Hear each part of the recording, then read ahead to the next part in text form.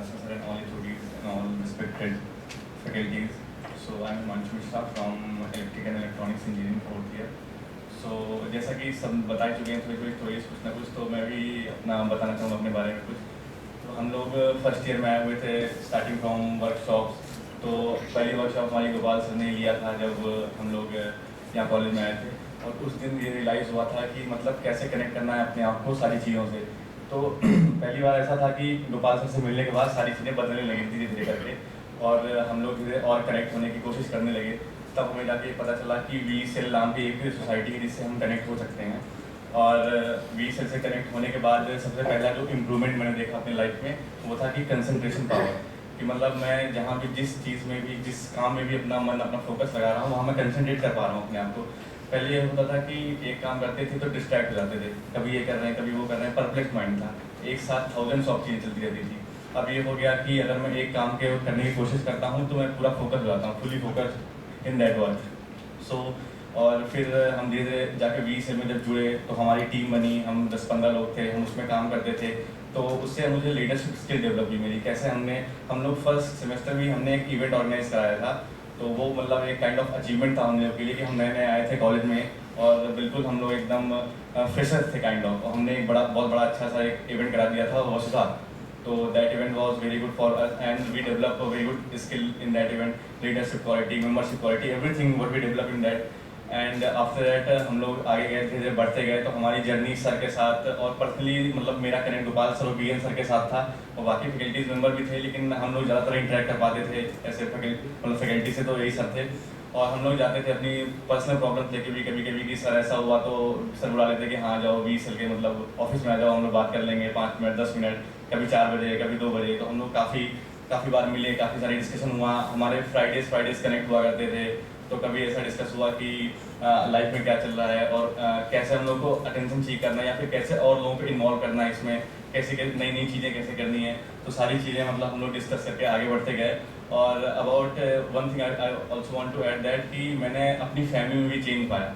पहले ऐसा था कि छोटी छोटी बात पे एक चिड़चिड़ापन सा आ जाता था कि कोई बोला कुछ तो मैं एकदम कि नहीं यार मैं नहीं कर रहा, या फिर समथिंग लाइक दैट। और जब मैं इससे कनेक्ट हुआ तो मैं धीरे धीरे समझने लगा कि कैसे अपने आप को मतलब मेंटली पीस में रखना है। जैसे एक सर की एक बात मुझे याद आती है कि अगर मुझे अपने आप को समझना है तो दूसरे को विजन को लेकर चलना पड़ेगा, कि सामने वाला कभी तुम्हारा गलत नहीं चाहेगा। मतलब ऐसा कोई इंसान नहीं है जो ये सोचेगा कि मैं तुम्हें देखूंगा और गलत कर दूंगा तुम्हारे साथ। तो अगर वो तुम्हारा गलत नहीं चाह रहा है तो मतलब तुम भी उसका अच्छा ही चाहो। तो काइंड ऑफ दैट कि अगर सामने वाला तुम ये सोचो कि सामने वाला भी अच्छा ही चाहेगा तो हम भी उसके साथ अच्छा ही करेंगे। तो कभी गलत एक वो फीलिंग कभी आई नहीं कि मतलब ये मुझे डिसपॉइंट कर देगा, या फिर ये मुझे मतलब सेटिस्फाई नहीं कर पाएगा, इसके थॉट्स कैसे हैं, something like that. And moving forward, I learned so many skills from ESL and about and one thing I want to say that कि हमने एक यहाँ पे फैकल्टी डेवलपमेंट प्रोग्राम हुआ था, तो I was one of the student volunteer in that, so I learned many skills. I met so many faculty members from all over this India. So उसमें मुझे एक छोटा सा किस्सा याद आता है। एक फैकल्टी थे, मुझे उनका नाम नहीं आ रहा है अभी, तो उन्होंने अपने एक लाइफ के बारे में बताया था कि उनका एकदम उनकी शादी थोड़ी सही नहीं चल रही थी, तो उनका बिल्कुल एकदम डाइवोर्स होने वाला था।